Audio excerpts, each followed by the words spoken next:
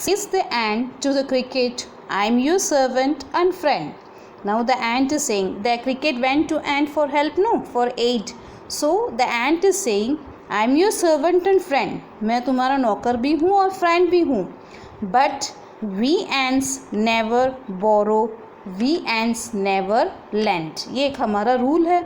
हम ना तो किसी से बोरो करते हैं, ना हम किसी से उधार लेते भी हैं, ना देते हैं और ना लेते हैं.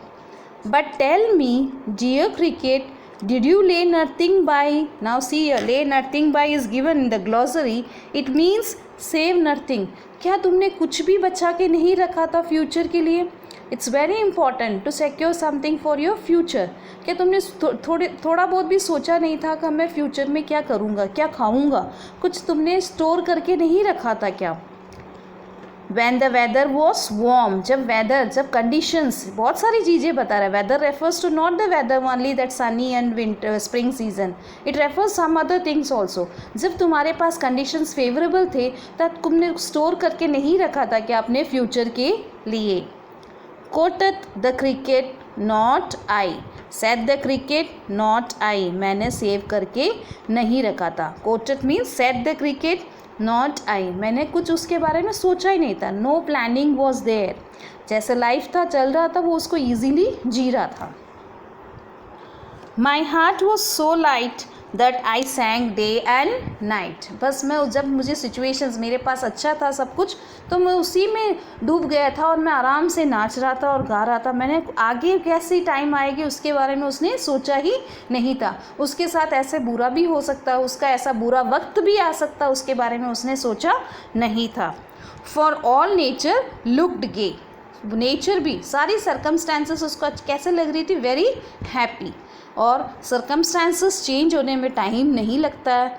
सो थोड़े दिनों बाद में उसको क्या फेस करना पड़ा? ऐसे दिन फेस करने पड़े और भूख के कारण उसकी डेथ भी हो सकती थी. यू सैंग सर यू से. आप गा रहे थे. You are telling. Sir refers to cricket. The ant is saying to the cricket. You sang. आपने मज़े किए थे जब आपके पास सिचुएशंस अच्छे थे. गो देन सेज द एंट. अब जाओ and dance the winter away. अब आप जाओ और विंटर को डांस कर कर के ही निकालना होगा. आपने ऐसी सिचुएशंस के बारे में सोचा नहीं था और आपको इस चीज़ को फेस करना ही होगा. कैसे ही फेस करो, हंसते हंसते फेस करो या रोते रोते फेस करो, आपको ये सिचुएशन फेस करनी ही होगी और आपको पेशेंस भी रखना ही होगा. तब आपके आगे सब कुछ सही होगा. Thus ending, he hastily lifted the wicket. Hastily means quickly. Lifted the wicket. Wicket refers to gate. सो एंट ने कहा अब आपको यहाँ से जाना पड़ेगा. हम आप ना तो बोरो करेंगे, ना आपसे कुछ लेंगे, ना आपको कुछ दे सकते हैं. वो उनके रूल के खिलाफ है. And out of the door turn the poor little cricket. See here अब कैसे हो गया? Poor little cricket. The poet has use the word poor little cricket. Poor भी हो गया, उसके पास कुछ नहीं था. Folks means people. Folks refers to people. Call it is a fable. लोग बोलते हैं एक तरह से एक फेबल है, एक स्टोरी है. 2 कैरेक्टर्स थे, एंट एंड दैट क्रिकेट.